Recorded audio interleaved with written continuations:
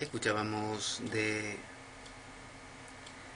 un coro de música gospel la canción Jerusalén, donde nos conectaban ya con este espíritu de la ciudad de Jerusalén, una ciudad que había presenciado la muerte y la crucifixión de Jesús, pero no como un hecho exageradamente especial, sino como un hecho muy común. Continuamente se crucificaban, se ajusticiaban a personas que de alguna u otra manera pretendían enfrentarse al Imperio Romano. Y usted pensará, pero Jesús no quería enfrentarse al Imperio Romano, si él decía, mi reino no es de esta tierra. Sí, pero en su prédica hablaba mucho del reino de Dios que venía a la tierra, y que ese reino no hablaba de que hubiera un emperador romano colaborando o en una posición importante. Recuerde que el emperador romano era el hijo de Dios, era adorado inclusive, se ponían estatuas del emperador romano en distintas ciudades para que la gente lo adorase, como si fuera un dios más. Y esto no era contemplado por Jesús. Jesús era un nazareno. Él nació en la ciudad de Nazaret. Y esa ciudad era una ciudad perteneciente a la provincia de Galilea, y luego de algunos años pareciera, además de ser alguien que se dedicó a estudiar las escrituras antiguas, un rabino, un carismático enseñante, un carismático eh, transmisor de estas enseñanzas, con un toque fariseos importantes. Se considera que Jesús seguramente era de la corriente farisea, es decir, que hacía exégesis, hacía interpretación de las escrituras para la gente, es decir, buscaba acercar aquellos dichos de los sabios, aquellas hechuras de los profetas y de los antiguos cabecillas de Israel, ya sea Moisés, Abraham, y luego, como le digo, profetas como Elías, Jeremías, Ezequiel, Daniel. Bueno, todos ellos tenían algo que decir y algo seguramente importante. Entonces él con mucho carisma transmitía esto a la gente. Pero parece que en el inicio de su trayectoria se amparó en Juan el Bautista, que era primo de él. Y Juan el Bautista, o por lo menos eso dice la genealogía o los evangelios, Juan el Bautista no solo lo bautizó para quitar sus pecados, sino que también le enseñó muchas cosas. Y muchas de las cosas que Juan el Bautista le transmitió, él quizás las repitió a lo largo de su vida. Y en algún momento rompió con Juan el Bautista, se abrió. Y al abrirse generó su propio grupo de discípulos, pero también muchos seguidores de Juan el Bautista empezaron a seguirlo a él. Y Jesús, de una u otra manera, o vaya a saber por qué razón, empezó a madurar la idea de que él podía ser el Mesías, de que él era el Mesías. ¿Y qué es el Mesías? El Mesías para los judíos es aquel que luego de aquellos cautiverios, ¿se acuerda? En Egipto, en Babilonia, que habían pasado muchos años de penuria, de opresión, de falta de libertad. Bueno, los judíos era como que todo esto les fue generando la sensación de que tenía que enviar a alguien Dios, es decir, que Dios tenía que hacer algo. Y como Dios, el Dios judío, es un Dios muy trascendente, no podía hacerlo él mismo, como que no se iba a andar ensuciando las manos para bajar. Entonces, ¿qué hacía? Bueno, designaba a un tipo y lo empoderaba, le daba poder y fuerza. Entonces, empezaron a haber muchas corrientes judías que pensaban que iba a venir un Mesías. Y algunos pensaban que el Mesías tenía que ser doble, un poquito guerrero y un poquito religioso. Otros decían que iban a ser dos Mesías que iban a venir para cumplir distintas funciones y complementarse. Así que Jesús, de una u otra forma, quedó convencido de que él, o parcialmente convencido de que él era el Mesías. Y eso le transmitió a sus discípulos, que eran 12, por las 12 tribus de Israel, como diciendo, simbólicamente en ustedes 12 estoy reuniendo a todo Israel otra vez. Recuerde que había algunas tribus, unas 10 tribus que se habían perdido, quedaban solo 2, más o menos. Y él de esa manera pretendía como reagruparlas, era una promesa. Entonces venía todo bien, él no tenía ejército, eso sí, eso era un problema. La gente le preguntaba, ¿y vos sos el Mesías? Sí. ¿Y vas a vencer a los romanos, no? Sí. ¿Y cómo lo vas a hacer? Ah, no sé, Dios me va a ayudar. Sí, sí, pero ¿con qué ejército? Ya vas a ver. ¿Vos estás seguro que lo vas a vencer a los romanos? Mi reino no es de esta tierra. ¿Tú qué? Mi reino no es de esta tierra. ¿Y eso qué quiere decir? ¿Vas a vencer a los romanos o no los vas a vencer? Eh, en 3 días se destruirá el templo y en 3 días lo levantaré. ¿Vos bebiste algo? Entonces, claro, las proclamas de Jesús eran proclamas de mesianismo. Entonces sus seguidores esperaban, como se esperaba de todo Mesías, que, que físicamente, que realmente venciese a los romanos y que instaurase un nuevo reino de paz infinita, donde el reino de Israel estuviera a la cabeza de todos los reinos de la tierra y que hubiera una paz por siempre y que todos los quisiesen mucho a los judíos. Entonces, normalmente se pensaba que tenía que haber un levantamiento, que de hecho después lo hubo, después de Jesús. Y hacia el año 65 hasta el 70, por ahí, que terminó muy mal. Y posteriormente a eso vino otro que acabó con una destrucción total de Jerusalén. Y solo quedó el famoso muro de los lamentos, que es donde vemos a esos judíos que se balancean hacia adelante y hacia atrás, orando y poniendo papelitos en el muro de los lamentos, que es lo único que les queda del famoso templo de Jerusalén y de la ciudad de Jerusalén. Entonces Jesús tenía esta idea mesiánica, pero no casaba demasiado el tema de que fuera a liberar a todo Israel como un Mesías y lo terminasen matando en una cruz. Era como que no cuadraba el asunto. Entonces, cuando hubo muerto Jesús en la cruz, los discípulos que seguían con la misma idea eran judeocristianos, es decir, eran judíos, Pedro estoy hablando, y no sé, Felipe y todos los demás discípulos, eran seguidores de Jesús, pero de un Jesús Mesías, un Jesús Mesías a lo judío. Ellos eran judíos, estaban siguiendo un rabino judío, no era musulmán Jesús, no era hinduista o budista, era judío y fariseo.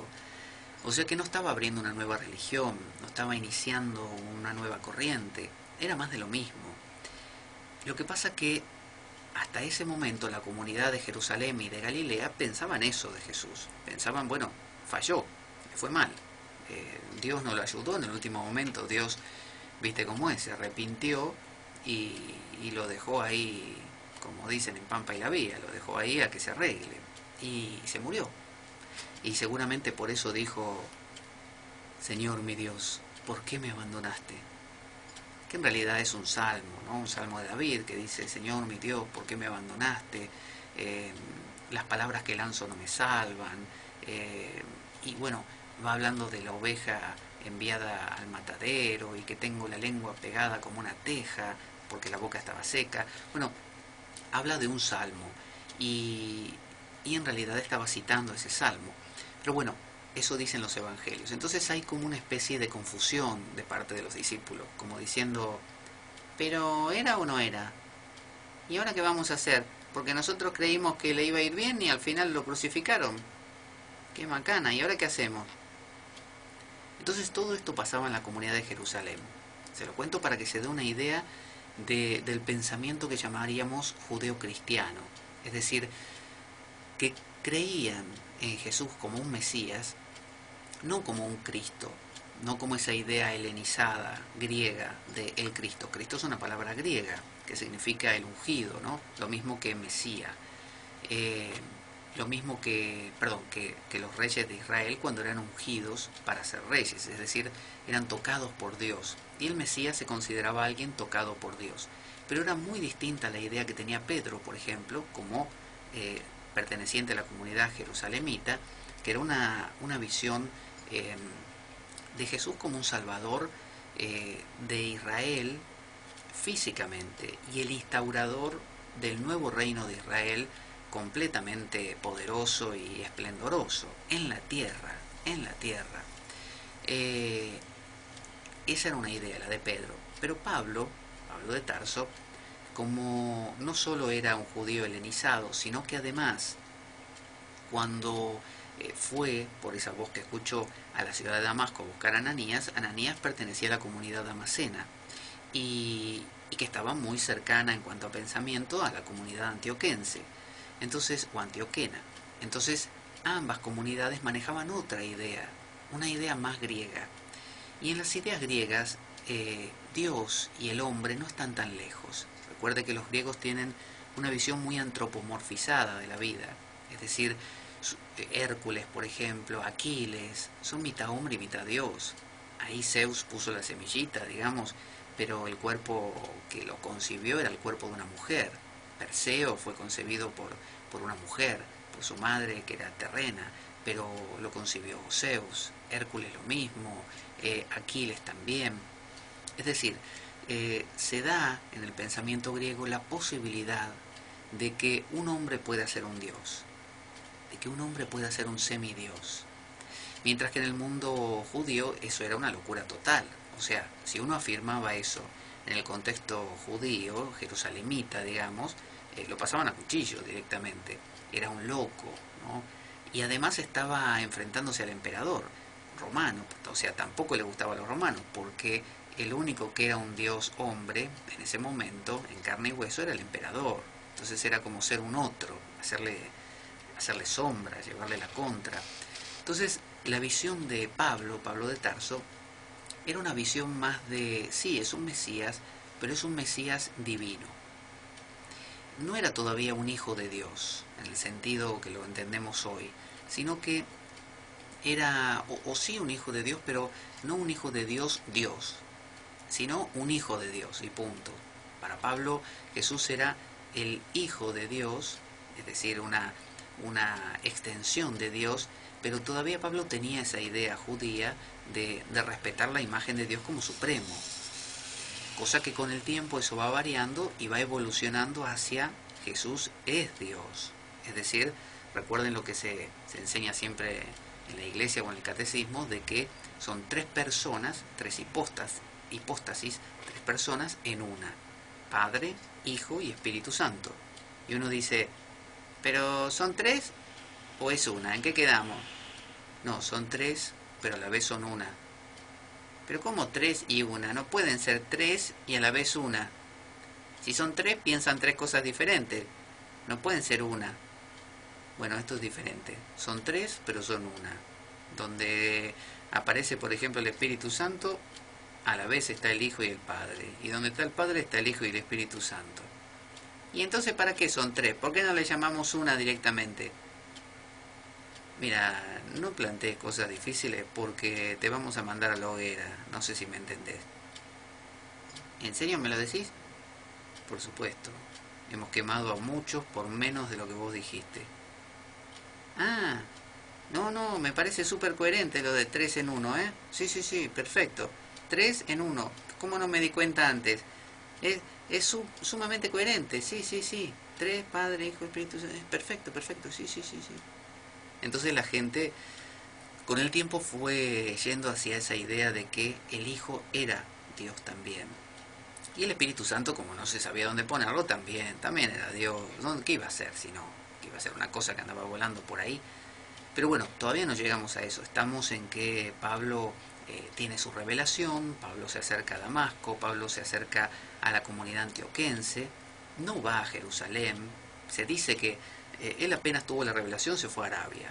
Como yo le contaba la otra vez, ¿qué hace uno cuando tiene una revelación de Dios que le dice: Saulo, Saulo, ¿por qué me persigues?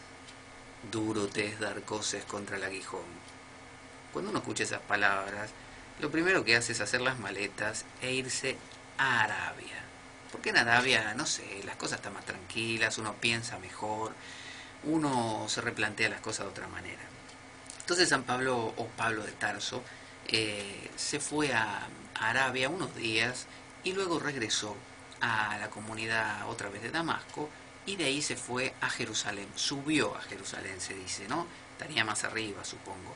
Subió a Jerusalén y se encontró con Pedro, con Cefas y con Santiago. Y no vio a nadie más, a nadie más. Eso cuentan los, creo que fueron los Hechos de los Apóstoles o alguna de las cartas paulinas. Entonces vio a estos tres, a Pedro como el representante de los apóstoles, a Cefas y a Santiago como el hermano de Jesús, o sea, como un tipo que tenía peso ahí. Pero luego de eso, que además tuvieron un desacuerdo, luego de eso se abrió por su lado.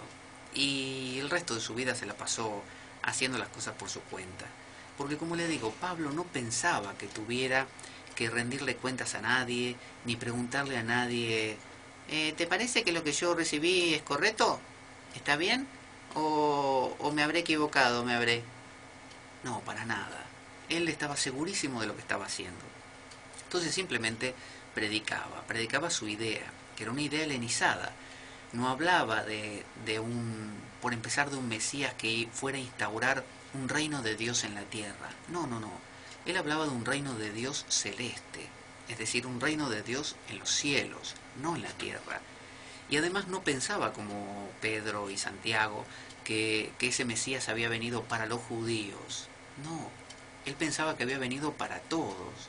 Pablo tenía una, una idea de Mesías universal, alguien que había venido para redimir al mundo entero, para echar una mano a todos, ¿no? Para ayudar a todos.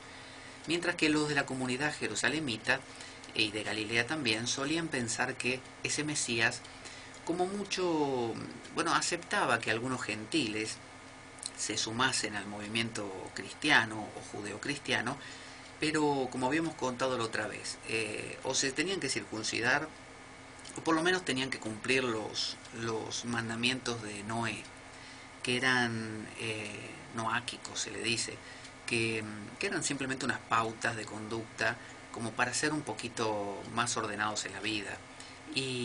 Pero nunca llegarían a realmente a integrarse a la comunidad judía, porque el judío es judío, digo, como es, judío es judío en cualquier parte del mundo.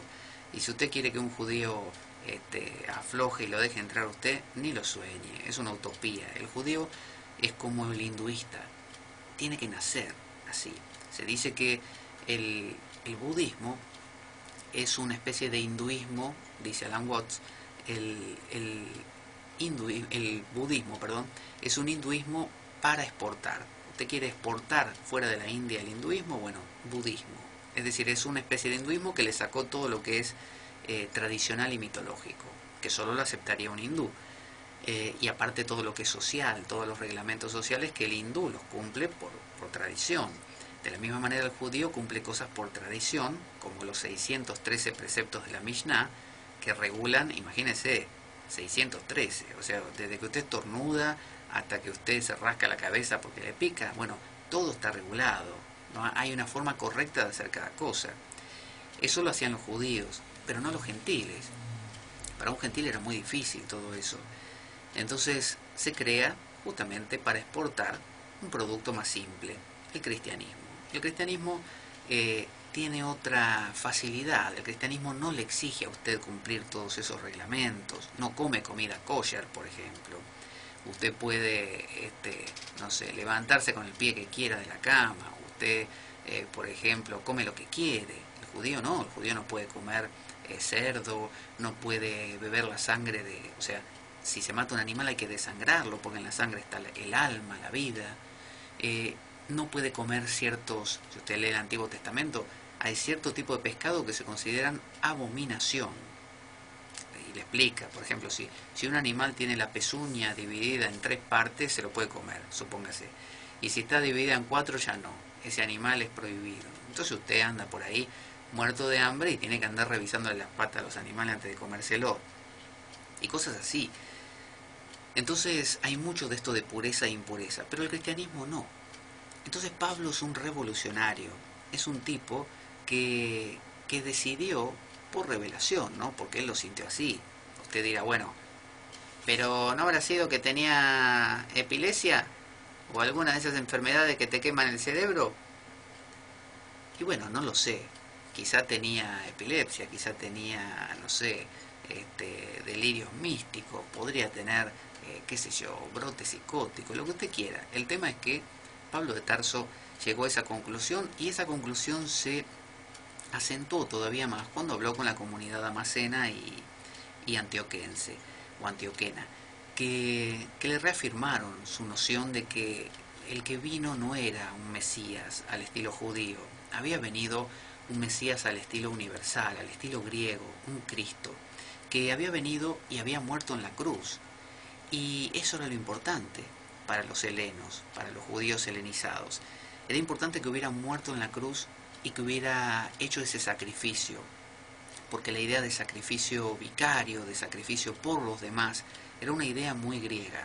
Entonces, toda la predicación de Pablo se basa, si usted lee las cartas paulinas, veo cartas a los corintios, a todas las comunidades que él va visitando, cartas a los corintios, efesios, tesalonicenses, gálatas, ¿qué más? Romanos, hebreos, bueno, un montón de cartas.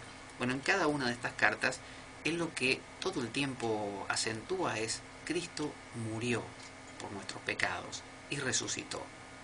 Listo, no le pida más a Pablo. Pablo no le va a decir,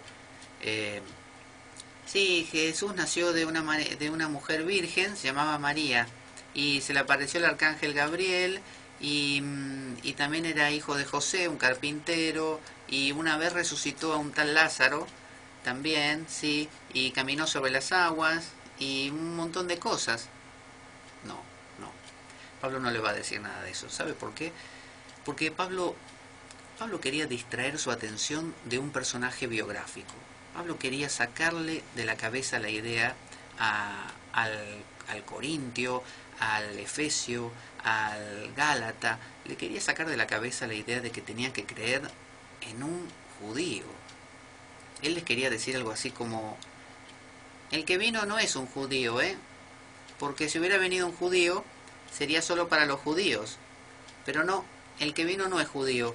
El que vino es un Salvador universal, que vino a salvar a toda la humanidad. Por lo tanto, no es Jesús, es el Cristo. El Cristo, en griego, porque es para todos y vino a salvarnos a todos. Y solo tenemos que hacer una cosa, creer que Él murió por nuestros pecados. Es decir, un acto de fe. Solamente creer. No tenemos que hacer sacrificios, no tenemos que cumplir reglamentos como lo de la Mishnah judía, porque Él no vino como judío. Él era el Hijo de Dios. Y como tal, vino a todo el mundo. Dios ya no quiere salvar solo al pueblo de Israel, sino quiere salvarlos a todos. Entonces, la idea de Pablo era esta idea, una idea universal, un Mesías para todo el mundo, no un Mesías para pocos, un Mesías que vino a dar la vida por muchos. Entonces es un acto de fe, un acto de confianza lo que se le pide, no un esfuerzo en cuanto a conductas, a reglamentos sociales, todo eso no, queda pospuesto. Entonces, sume esto, facilidad para acercarse a Jesús, es decir, todos pueden. ¿Qué necesita? ¿Circuncidarse? No. ¿Necesita cumplir las reglas de la Mishnah?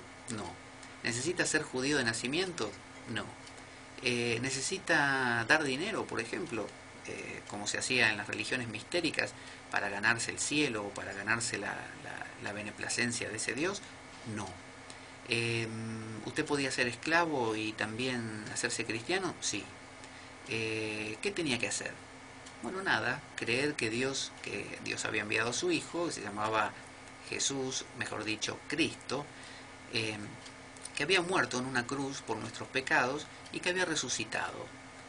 Y que cuando resucitó, ¿a dónde fue? Bueno, se quedó por ahí esperando. ¿Qué está esperando? Está esperando que nos convirtamos, está esperando que todos creamos que Él murió por nuestros pecados. Y usted dirá, Pero este es un círculo vicioso, porque Él está esperando que nosotros nos convirtamos y nosotros estamos esperando que Él aparezca para que creamos en Él. Bueno, pero por eso se llama un acto de fe. O sea, usted tiene que creer algo que no ve. Decía San Pablo en sus cartas, la fe es la certeza de las cosas no vistas. Entonces se le pedía eso nada más, un acto de fe. Usted creía que Jesús había muerto y resucitado por sus pecados, creía que iba a regresar enseguida, y ese enseguida dependía de que usted crea. Usted crea, su vecino cree, el otro cree, y cuando se junta una cantidad que es la que Dios tiene escrita en el libro de la ley, vuelve Jesús. Y esto iba a ocurrir en minutos, porque Pablo se dedicaba a troche y moche a convertir a todo el mundo que se le cruzaba por delante. Entonces, Pablo estaba muy apurado. Pablo viajaba de ciudad en ciudad, intentando convertir hasta, no sé, pasaba un perro y Pablo le decía, perrito, perrito, ¿vos sabés que Jesús murió por nuestros pecados? ¿No? Ah, sí, sí. Así que sacá la lengua si estás de acuerdo y crees en Él. Y así. Entonces, Pablo pensaba que cuando se alcanzase el número de judíos que creyeran en Jesús y gentiles, que supuestamente eran unos poquitos gentiles más, ya está, ya venía Jesús. Entonces Pablo intentaba convertirlos a todos. Con los judíos no le iba nada bien. Los judíos, de cualquier lado donde iba, él siempre a cada ciudad donde llegaba, primero intentaba convertir a los judíos, no había caso. Los judíos no le prestaban ni la más mínima atención, lo consideraban un loco. Le estaba afirmando algo que iba en contra de toda la creencia judía. Les estaba diciendo, Dios tiene un hijo. ¿Cómo va a tener Dios un hijo?, le decían los judíos. Le decían que Dios tiene un hijo. ¿Y de dónde sacaste eso? No, sí, me lo dijo una revelación que yo tuve. Ah, no me digas. O sea que todo lo que dicen los profetas y todo queda anulado con tu revelación. Sí. Muy bien. O sea, todo el Antiguo Testamento, nuestro Pentateuco, los profetas, Moisés, Abraham, Jacob, luego todos los profetas como Ezequiel, Daniel, Jeremías, Elías, todos los tiramos a la basura porque ahora vos tuviste tu revelación que dice que Dios tiene un hijo y que se llama Jesús, que es el rabino que crucificaron la semana pasada, ¿no? Sí. Y vos decís que si todos creemos eso, Él vuelve enseguida, que es el Mesías, y va a salvar no solo al pueblo judío, como dice en las escrituras nuestras, a todos los circuncidados, sino que va a salvar al mundo entero, aunque no cumpla ninguna de las reglamentaciones judías que todos los profetas dicen que hay que cumplir. Sí. Y te parece muy coherente todo esto que estás diciendo, ¿no? Y sí, porque a mí me lo dijo Jesús. Ah, bueno, perfecto. Me encantó. Hasta luego, Pablito. Entonces, eso le solía pasar con los judíos. Los judíos no le daban ni la hora a Pablo de Tarso. Que dicho propósito, de paso, no se sabe si nació en Tarso, porque no lo dice el propio Pablo. Lo dice solamente Lucas, que es el que escribió los Hechos de los Apóstoles y el Evangelio de Lucas. Así que no lo sabemos, no lo dice Pablo de primera mano. Entonces se duda que haya nacido ahí. Entonces Pablo apuntó entonces a los gentiles, que como su propio nombre lo indica, eran gente muy amable. Un gentil uno le decía, ¿qué tal? ¿Cómo estás? Ah, muy bien, muy bien. ¿Necesitas algo? No, solo te estaba preguntando cómo estabas. Bueno, ¿qué puedo hacer por vos? Lo que sea,